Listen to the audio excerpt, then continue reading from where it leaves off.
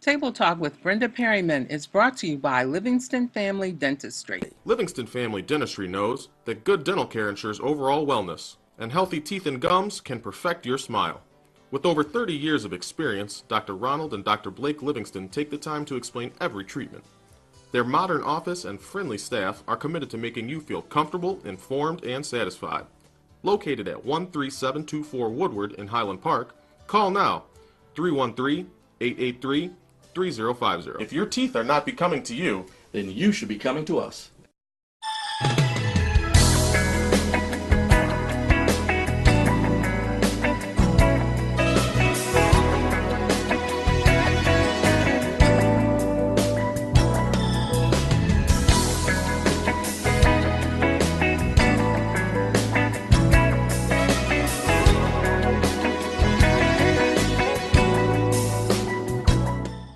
Good morning, good morning. Welcome to Table Talk. I'm very excited today. One of my hosts couldn't come. He lost his voice, Daron. So we have two other hosts. One is my old school friend, and the other, we have a new young lady. So introduce yourselves and tell what you do. My name is Daryl Buchanan, and I'm a public servant. And are you growing a beard for November? You know, yeah, that was part of it, but then the other thing is that, you know, I got PFB real bad. What is PFB? Okay, it's, you know, everybody calls it ingrown hair, but it's pseudo folliculitis Barbie, which means that you have these really sharp hairs that just grow back into your face. And so every year about this time, I just give my face a rest. Oh, okay, because they say people are growing their beards out so that people will get their prostate exams. Well, I get mine. Oh, Lord. Okay, AJ. Don't play. AJ. Good. I'm AJ Williams, editor for the Michigan Chronicles City Lifestyle, and blogger. What and is that founder. about? What is that page about? Even though I get the Chronicle. Tell the audience. It's all things, it's where city meets life and life meets style. It's our new lifestyle edition, so we talk all about hot things that are happening in the city, you know, dope people, kind of a hodgepodge of entertainment, profiles, and culture. So. Absolutely, absolutely, which is good because everybody thinks of Detroit sometimes as one thing or two things. There's so much more to Detroit and the people in Detroit.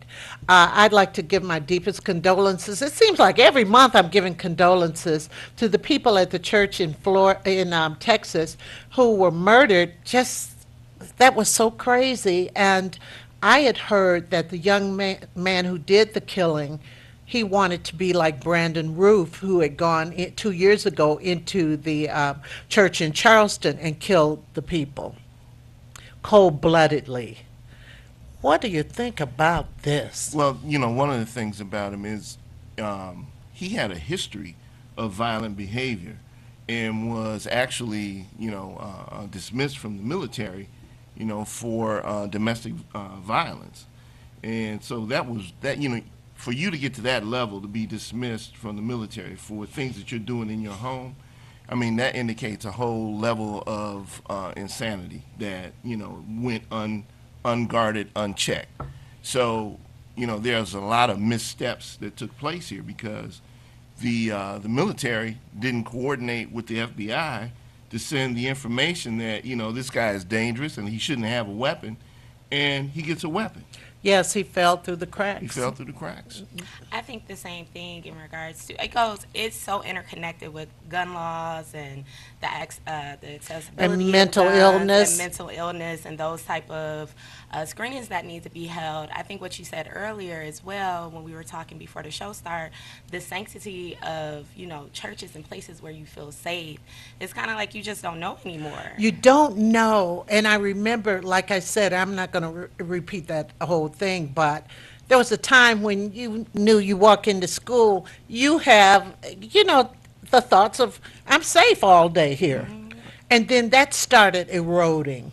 And then when Newtown happened and these babies were killed. You would think that right then there would be a different narrative around gun control, at least something that makes sense. And it's still, I mean, we still haven't had the conversation because right after the incident, it's never the time to have the conversation. Right. And so they want to tell you, well, now, what they need is our prayers. Well, excuse me, these people were praying when they were, murdered in their own church. Okay, so prayer isn't the answer, and that's pretty obvious. I think that, when you look at it, it's so unfair. And they said it had rooted in domestic violence because he wanted to kill his in-laws. Yeah, My God. He thought his in-laws were going to be there. It's And- very interesting, like a lot of these mass shootings that are happening, like you can even reference back to Las Vegas, there's always some other route. It's a very interesting mental concept of I have an issue with you, but I'm going to go shoot everybody in Detroit now. Right. It's I think a lot of signs are there earlier, like you mentioned, that we don't pay attention to, and it's something as high level as the military. That's something that should have been documented. Yeah, it shouldn't have happened. It's government. It should have been documented. And the fact that the Second Amendment, when it was written those million years ago, they weren't talking about assault rifles. Right. They were talking about muskets Yeah. and things of that yeah, nature. single shot. Yeah. And it was for a well-regulated militia, not for the individuals to own guns. So, there are so many misinterpretations of the Constitution. And even when you think about when the Second Amendment was drafted, it was drafted at the same time that they came up with the 3/5 Of a man. of a man compromise. So, all of a sudden they needed guns because, all these 3/5 of a man walking But- around out here. But you look at the selectivity. Last week in New York, when the guy ran down the people, all of a sudden, can't let them in, can't let them in. Immediately. But every time, it seems to be when an American, Yeah, it's not terrorism. it's not terrorism. Oh, what? No. A specific American. Yeah. Yes, Okay. a very specific. Yeah. Let's talk about that because, when it happens, it's just amazing. Even when you look at the opioid issue, the Yes. drugs, when it was our Right. issue, Right. it was a crime-related issue. And now, because it's, It's health, it's, really. yeah, it's a health issue.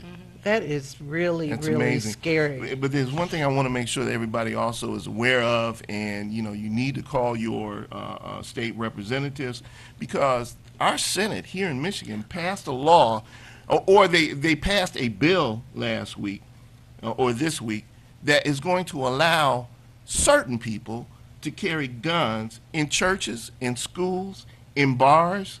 Wait, So- now, I saw that and I didn't read it because I was so disgusted when they said they could just come in schools with guns. Who are these people who can come in schools with guns? Well, yeah, I guess you're supposed to have some additional training with your CPL in order to be issued the license to carry your weapon in a school. Certain training, you mean, One extra like I question think on the it's- test. Yeah, I think it's like 4 more hours of training, and now you can just take a gun into a school. and you could But come then- in and shoot the security guard first. Right, but how do you know that the person that's coming in has that? And then if you question them, now you're going to have an issue. Yeah, Okay. you're violating their rights, but it's why crazy. would a person carry a gun into a school? It's no reason. Or a bar. Or let's And people with with alcohol, that is not a good mix. guns and alcohol. There's not How gonna be a many problem people there. have had that Never. problem? There's not going to be a problem there At all. Yeah, I don't see any Never. issue with I that. can get drunk.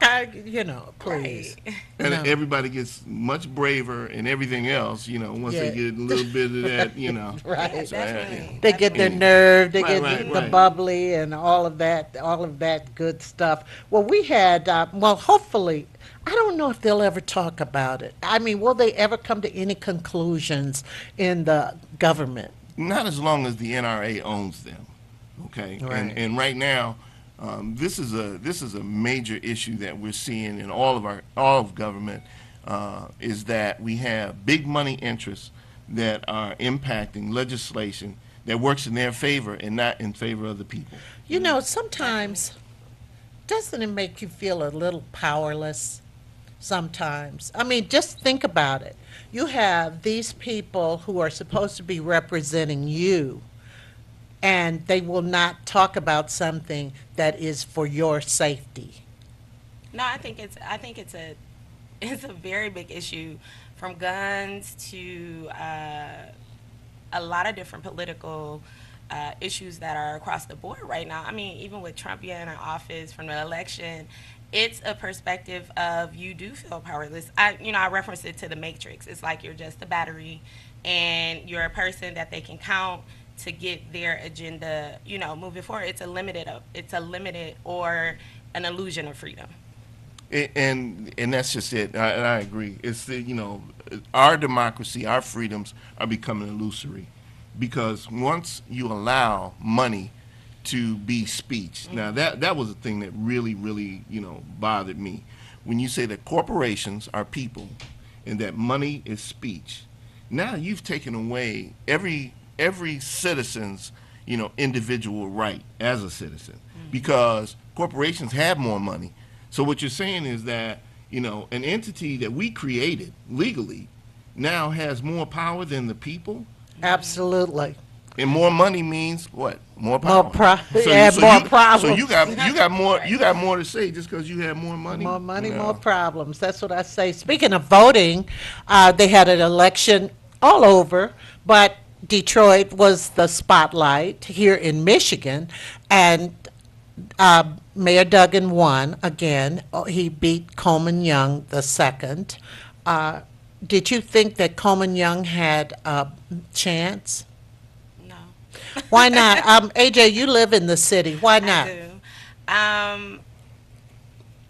To say that there isn't I love using the word narrative, that it should have been a better opponent against Duggan. I mean, for several reasons. Kind of the,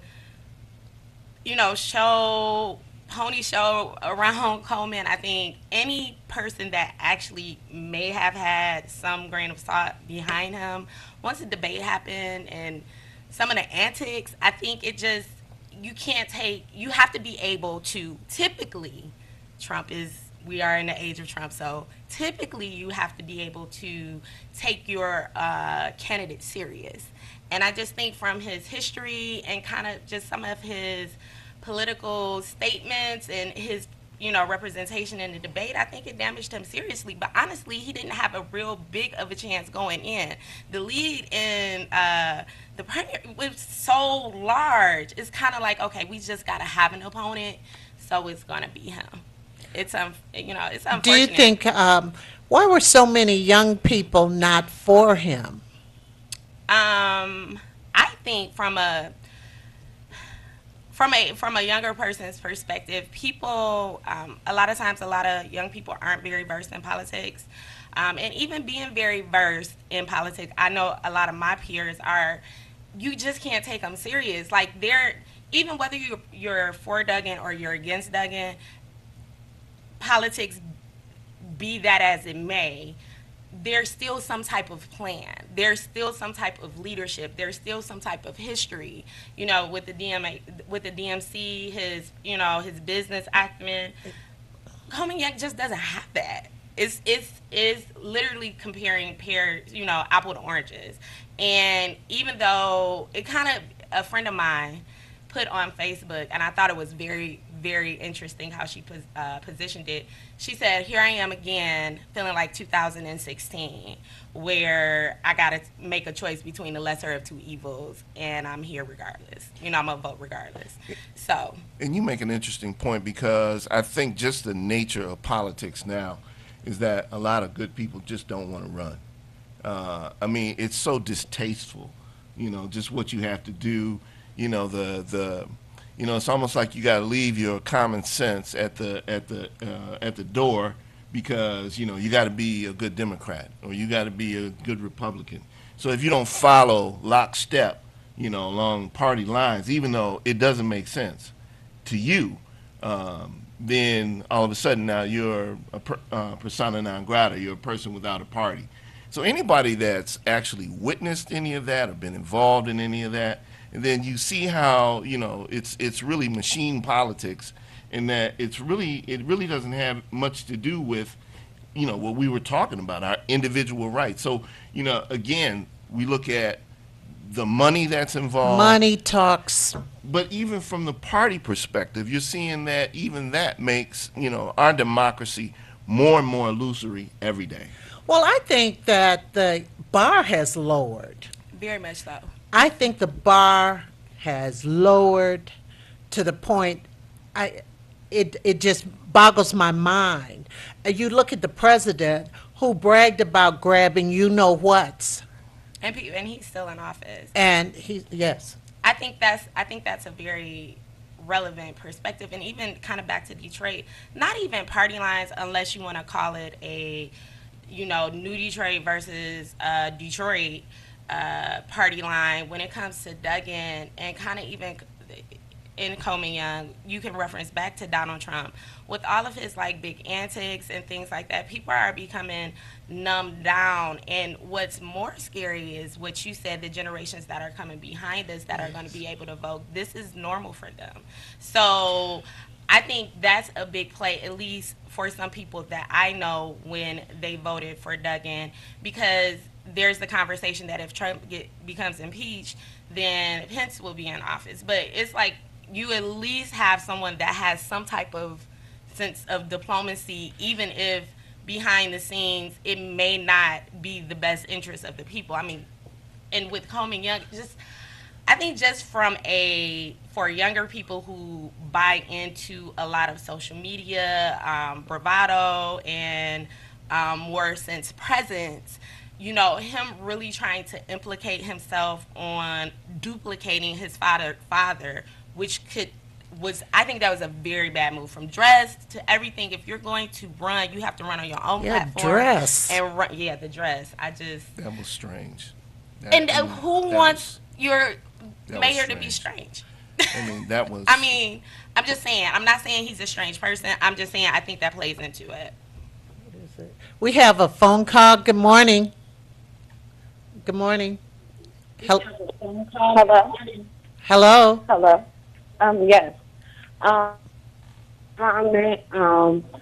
Well, Coleman did have a lot of young people. It was called the Young Movement, and we were trying to get a lot of young people, but a lot of young people did vote.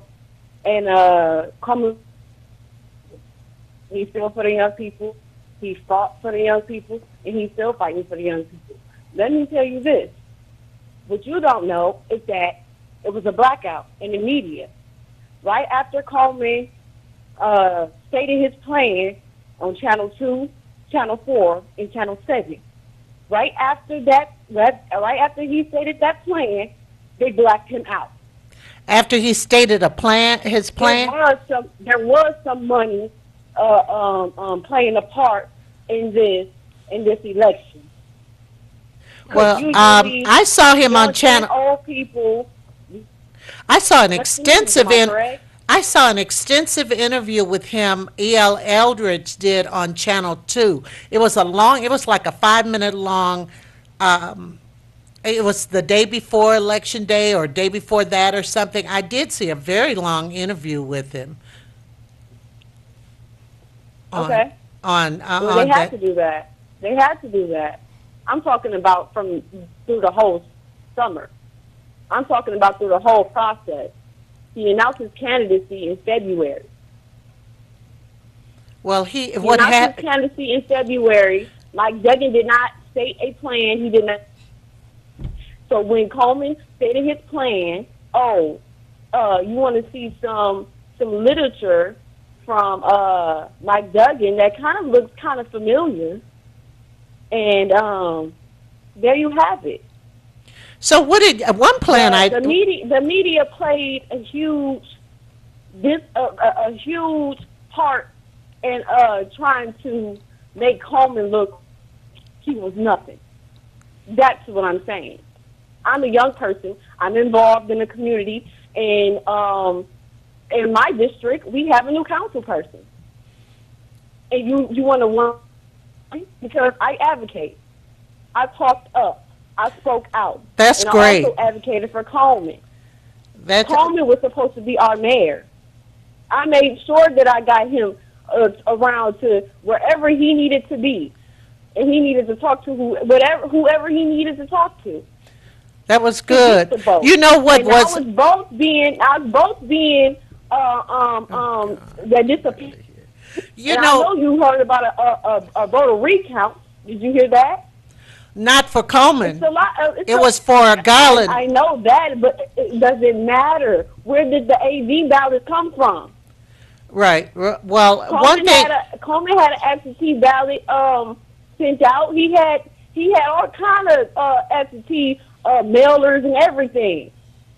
I know Right. that firsthand. Right. Well, thank you so So much. don't say that young people was turned off from him. No, I didn't because say. he's No. slaves or something like that. It was I did nothing not like that. say that. He talked for them. I did not He say was the that. I wish I voice. could do a rerun. I said the young people that AJ knows, a lot of them did not vote for him. Well, A they're lot, misguided. I'm just going to let you know that. They're misguided, and they're not going to have any type of in this office.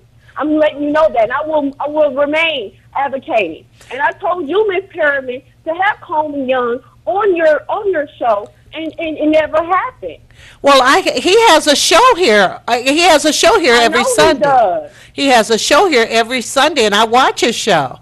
And I know he does, but you know, it's supposed to be a group effort. It don't supposed to be he all for himself, because it did seem like he was all by himself, because nobody was backing him. He was talking up for the average Detroiter, and nobody showed up. That's the problem. well, They keep on having this same. Y'all want to keep on having this same narrative. Y'all want to keep having this same person that's not giving young people opportunities in this city. Those opportunities are not the young Detroiters. They're going towards the suburbanites.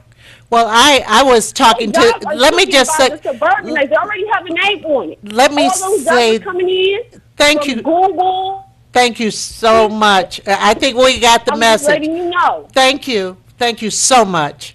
I was going to tell you all that I was in the locker room. I take water aerobics with a lot of ladies from Detroit, and I was surprised about them, and they were saying that their sons and daughters got new jobs with the city. So it's like two different worlds going on. We have another call? Oh, we thought we did. Anyway, as far as and I didn't put it down, but as far as the clerk's office is concerned, Garland Gilchrist, he ran against Janice Winfrey. And there may be a recount there because they say that Garland was leading, and then all of a sudden this rush of absentee ballots came. All of a sudden, I mean, thousands. I remember going into, I went to see The Color Purple, and when we came out, it was like 73% was reporting, and he was in a very big lead.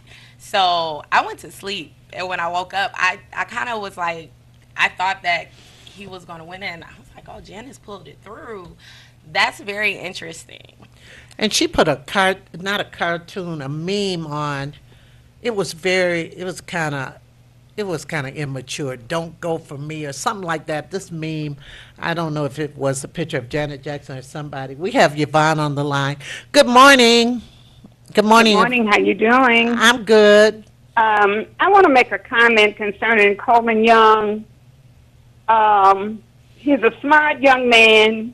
He has the interest of the city and the people that live here and that work here. There's a lot of people that didn't like his dad, and I believe that spirit yet carries on.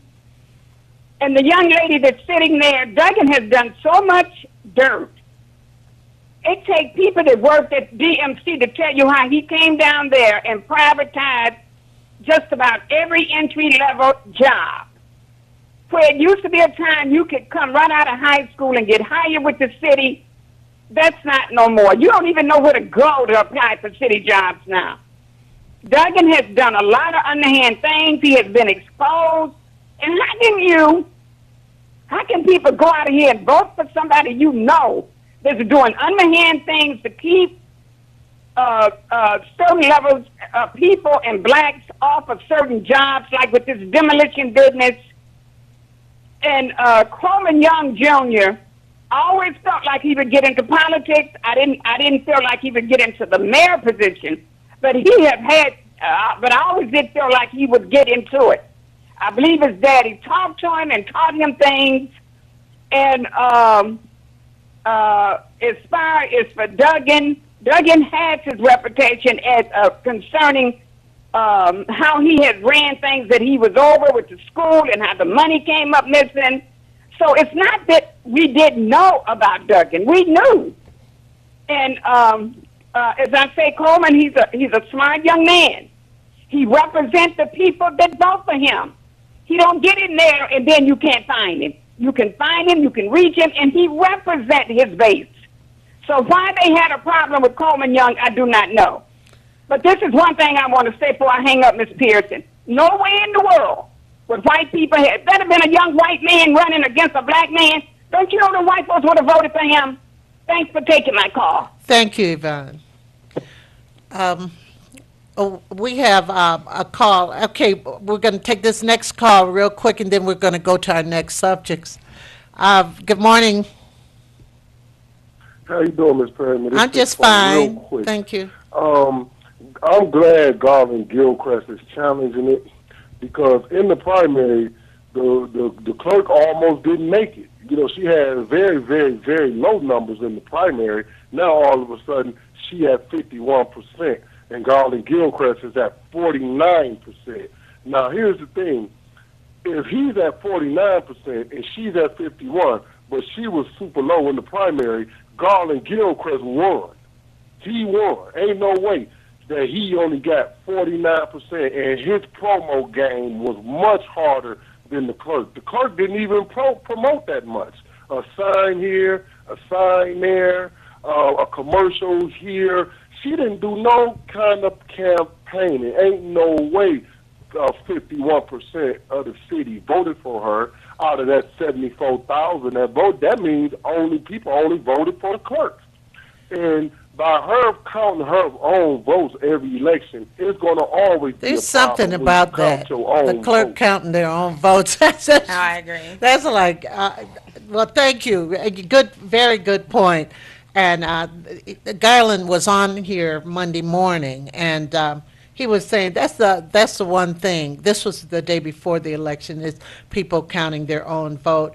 But see, she got a lot of free publicity too, because telling people to get out to vote. That's part of your face. You already have the money there to promote the city clerk's and you don't have office. to spend. You don't have to spend on that. I mean, You don't that's, have you know, to that spend came your right out money. the city budget. So Right, I mean, right. but you got to look at it too. It's only 1,400 votes. You know, difference.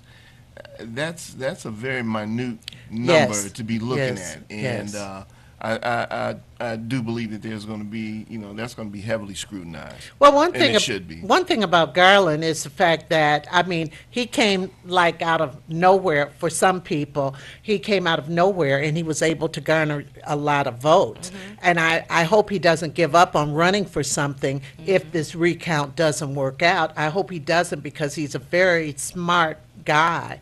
And I was fortunate enough to meet him when he was just out of high school. He was at Michigan. And so I've known him quite a long time. And he actually And- married one of my students. And the point is, I mean, when you have a young person engaged like that, who has that fire to go out there and Right. represent, I mean, we're looking at long-term somebody who's going to make a difference.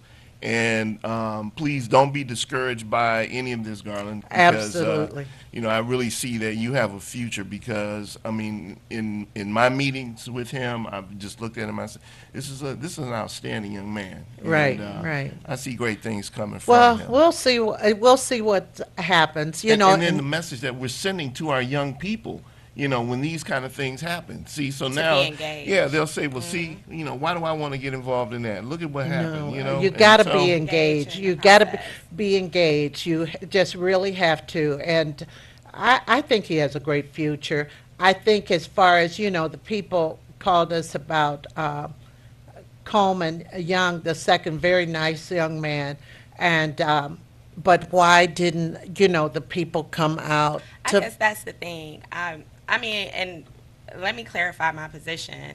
I'm speaking from a neutral position of what I see or what the feedback is from a general population of people that I interact That with you in the inner city. I'm not saying who I do or do not support. There is a perspective on both sides. That's why I mentioned my friend said the lesser of two evils. And what you Right. mentioned about a very strong candidate, you can have good intentions and you can even have a good plan, but you have to understand the juggernaut that you're going up against, and you have to be able to be a strong candidate in order to do that. Politics is not, unfortunately, it should be, but it's not just about good intentions. So that's a very big relevant perspective.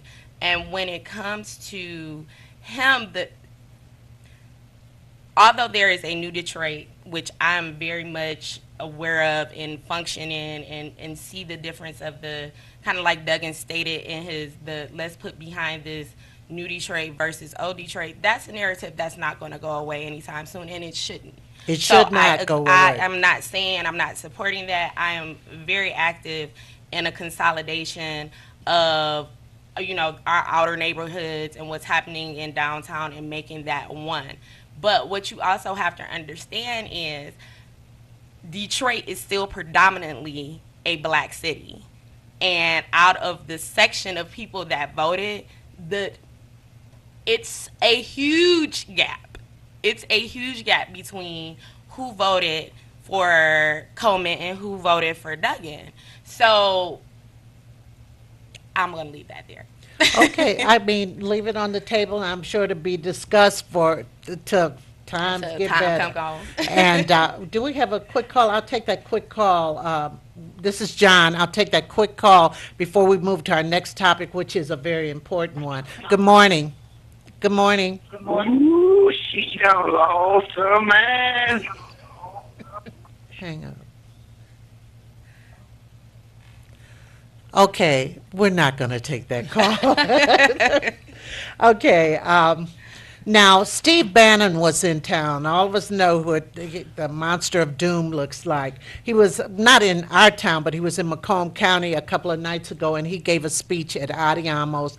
It was a Republican speech. I can't believe he's going around speaking, but he says, take our country back. And the only reason I put this on here is because people have to be aware, even more so, that is the chant. Besides Make America Great Again, take our country back. Take your country back from whom? And that's the question I always want to ask, from whom? I mean, because everybody here has been here. We're not going anywhere. And I mean, things are changing. It's interesting. We're changing, from an industrial-based society, into a, technology-based society. And a lot of things that, we had, in the previous century, we're not going to have. Those coal miner jobs that they've been promised, those steel worker jobs that they've been promised, they're not coming back. And it's not that anybody took your jobs. Your jobs have become obsolete because the technology has now taken over the things that you used to do. I mean, I used to work in a factory, okay, and I made firewalls. So I was like the first trim. So it would, sheet metal comes in, it gets processed by the first press. I got the second press. I throw it in there, bang, I hit the buttons, and I did that for 8 hours, okay. In that factory now, there's no me standing there doing that. There's a robot. It's going from press to press to press, and there's nobody standing there doing that anymore. So you have people who know, who are skilled in robotics, people who are skilled in high-low driving, okay? But it takes a different level. The previous caller was talking about how, kids are graduating from high school and they can't get the jobs. You got to get training. When I graduated from high school, half my class went to the factory. The other half went to college, okay? And I often look at who made the better choice, because the guys that went to the factory, they're retired, and I'm still out here hustling. But you had those options, and it didn't require you to be, have a certain grade point average or anything else. You had to know how to read a little bit, write a little bit, add a little bit, and show up when that line started on time. Right. And see, the thing is, when I graduated, Michigan Bell was big. The plant was big. So some people went to Michigan Bell, some went to the plant. I went to college. And one girlfriend used to tease me, see, I'm making all this money, because she went to Michigan Bell. And you're not. I said, yeah, I'm broke. I was broke for a few years, and then I graduated, and then I signed a contract making a little more money than she did. I had to make, but I had some a skill set behind me. Um, Michigan Bell eventually became, it was so automated with AT&T and all of that, that kind of stuff. Also, if you're going to work in the factory now, you have to take a test. I mean, it wasn't like an application and walk in like it was many, many years ago. I moved to Chicago. When I came back from Chicago, right, and I was running into some of my, friends from Wayne State, okay, and, hey, man, what are you doing now? I work at Chrysler now. I was like, but you were working for, he said, man, I got tired. First of all, I got tired of that corporate, rat race. That's the first thing. He said, but a lot of, factory jobs, you had to have a college degree to get the factory jobs now. So, we need to wake up to the fact that things have changed tremendously and that we cannot just, rely on somebody graduating from high school and being able to get a job that's going to sustain a family anymore. Right. Okay. It's not anybody's fault. It's just the way it is. Well, one thing, there's so many programs out here that are free for people to get certain trainings. Absolutely. I've had people on the show who said, just call us up. You could get some training. I don't know what's wrong with that. Sometimes people say, well, they need to come out and get a job and this and that. Yeah. Okay. Amazon isn't that out in Livonia? Yeah. Okay, they're hiring a bunch of people. But you never know when your job will become obsolete. Absolutely. Nowadays, especially because now with artificial intelligence, even people who have jobs in finance, those jobs are now going to become obsolete because now, the artificial intelligence of technology in the computer can do what somebody who has a degree does right now. So whose fault is that? And I look at the newspapers we're talking about, and you're with the Chronicle. A lot of the newspapers have gone kind of bankrupt almost because of the online business. People read it online, don't you think? Oh no, I think it's a constant conversation. Our publisher is one of our biggest things, and I think that has helped, especially being a black paper, is his very big passion for digital first. We still honor our print. We have a large readership. We have people that are loyal to the Michigan Chronicle. However, in City Lifestyle, honestly, was part of that transition of trying to blend. It's kind of like if the old school church that never really caters or progresses with the times, and your younger generation falls off. So then the older generation dies, and then the church is done. So it's the same theory that you have to apply with, kind of the newspaper. Is we still honor our print, but we have to start transitioning into what the current field is. I can't remember that song. I don't want to misquote it, but I think it's like, what is it? Radio killed the, or video killed the radio star. It's that thing. It's, there was MP3s, now there's, there was CDs, now there are MP3s, and now you just stream you don't even buy anymore, you stream your music. I think the newspaper industry is carrying that, and those who don't are the ones that kind of go. Even talking about Jet, and like things that we use, I remember I used to want to be a beauty of the week. Like when I was little, I was like, I'm going to, or have when I get married, be in the profile. But that isn't where we're at now. No, we it's have not. to politically, industrial-wise, technology, we have to be able to progress with the time. Even our earlier conversation when we were talking about the Constitution, you have to start looking at where we're at and be open to progressing. Absolutely, absolutely. Now, I go back to take our country back. We have to be aware. We have to arm ourselves with knowledge. We have to, the young people and the older people. You don't think that power comes just because you're sitting around. You have to take power. Power is never ceded. Right, absolutely. And there are people working against you. And that's what people have to know. There are people working against them. They want to take their country back, and he had applause for that. He had applause for that. And these people are right here in Michigan. Know that you're looking at a lot of people who want, they've seen minorities go up in the level in businesses and so forth, and that's threatening. I mean, but even if you know the history of this country, I mean, that kind of nativism has always been part and parcel of, just America. Because a lot of the people who now have been able to assimilate weren't able to assimilate when they first got here.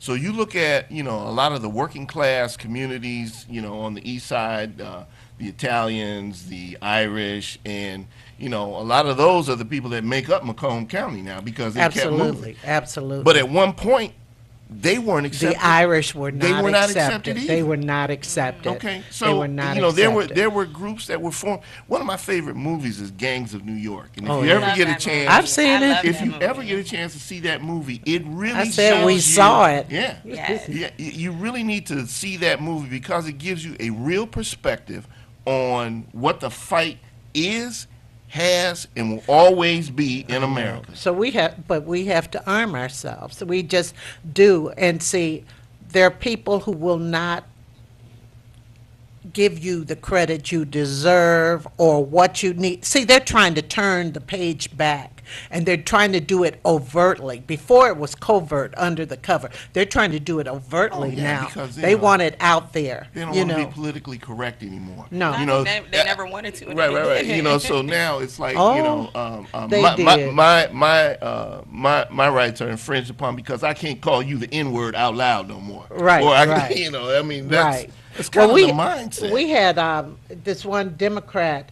I put the part of this story. Imani sent this story to me. It's about Tanisha Yancey, who took Brian Banks' place. Brian Banks was put out of the House of Representatives, and he's planning to run for the state Senate or something, which is very ironic. But she had a story where she had gotten in a lot of trouble, but she was able to win the election. What do you think about that? I mean, I guess she won the election. Is she turned into a prosecutor? That was she turned into a prosecutor. In fact, she emailed. I think she's my Facebook friend, as a matter of fact. But she won the election. She was a Harperwood School Board member, and now she is a state rep. Yeah, and in a very difficult community for her to win that seat, simply because she's got East Point, Harper Woods, and part of Grosse Pointe, right? In her. So I mean, that's a significant win. It really was. It was. I hope she does well. I do too. I mean, again, you've got young leadership going in. We need a different perspective going into our state houses, into the federal government. I mean, I'm just, we're getting the same old all the time. Once again, we have this constituency in Lansing that is part of that Take Our Country Back group. They are. I have major problems with the state Senate and the state House of Republicans. I was going to say representatives, Another thing, and I kind of want to get through some of this, and I'm wondering about it. You saw how that black cadet wrote the racist graffiti at the Air Force Academy. Mm-hmm. I mean, it was in the paper that these other people, somebody wrote all the, the N-word and all of this stuff. And then you look, they find out it was a black man doing it. If I don't know if you recall this, but we had the same situation take place here locally about 4 or 5 years ago, where we had a young man who was a student at Birmingham Seaholm, and he was the one that was actually putting the paper out that it was, calling him the N-word and telling him to, go back home and all this kind of. It was him. He was doing it himself. So sometimes I wonder if, you look at those incidents, And maybe we're putting children in hostile environments where they don't want to be in the first place. They don't know how to go and say to their parents, I don't want to be here. What they want to do is turn around and tell you that, somebody else said something, so I don't want to be here. See what happened? I don't want to be here. Right. So, Well, we're going to get right back to this. We have a call. Mr. Hobbs? Hello? Hello, Miss Miss Hobbs. Pearson. Perryman. You all were speaking about the lady, Miss Yancey, that won Yes, the seat over in Harper Woods. yes. I mean, I don't know if you know it or not, but Harper Woods is almost 50% black now. Yeah, I and know. he's My part- cousin and he's was part. living there. Uh-huh. So I'm quite sure that had a lot to do with her getting in. Oh, okay. Thank you. Thank you. Okay, thank you. My viewers know stuff. They know They stuff. be on it. Right, they be on it. But do you think that that's it? They're put into this. He's put into this Air Force Academy, and he decides maybe he just doesn't want to be there, and inward go home or whatever, to bring that attention so that maybe his parents could have. I do think that some of it is that these young people, they're high achieving, and they're in these situations that they don't want to be in. Wow. I mean, just think about it. Why would they do that? And cause that much furor. I mean, you had the commandant, come out and told everybody put your phones out. And let me tell you that this will not be accepted here. Right. Okay. And then come to find out that the perpetrator was the victim. And then really what I'm seeing is a cry for help. This boy was screaming out, trying to say, I don't want to be here. I want to learn his story. I could imagine that it was be. my thing. Because that definitely could be a perspective. I also think that sometimes, if you're subject to, you can be subject to a self-hate in those environments where you yourself, feel inferior or hate the fact that you are African American in these environments, and sometimes project that out. And I would wonder just like to know what because it didn't really get into like what his reasoning was. It's interesting, and I, this is my own personal history. So my oldest son was, on his way to Michigan State, and I remember having a conversation with him about that, and I said, now, you're leaving this cocoon of Southfield, okay, where right now, this is what but you're about to get out here in another environment. And when you get there, you're going to find out that things aren't quite the same as what you are accustomed to. Mm-hmm. His response to me was, Dad, that was in your time. Things are different now. And I mean, he gave me a full, reasoned response. And I accepted what he said. I said, okay, son, I hope you're right.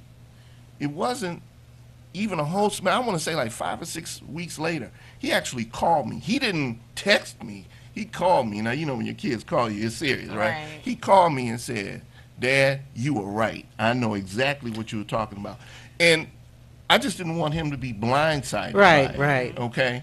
And it was like, at least you were able to recognize it. Whereas a lot of young people Go, can't recognize it. go up there. He should see how it was in the later 60s when I was up there. We have a quick call because we have to get to another topic. Good morning. Yes, I'd just like to know if that's possible. Pardon? The young lady with the dress. Yes. That's not her name is. AJ. Her name is AJ. Yes. Okay. All right. Thank you. Okay. I've acquired a fan. Yes, yes. But I love, speak your piece. Now, the Ball family, that is funny.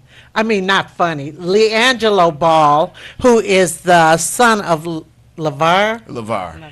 and the brother of Lonzo. Lonzo, who's with the Lakers right now. Right. He and two other UCLA basketball teammates were caught shoplifting in China.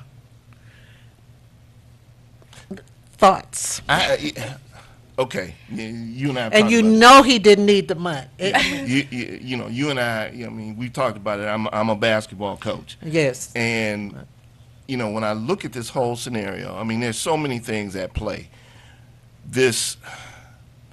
I see within youth sports this mindset where you're creating these entitled young men that they're somehow separate from the rest of their peers some kind of way because they've got this athletic ability, okay?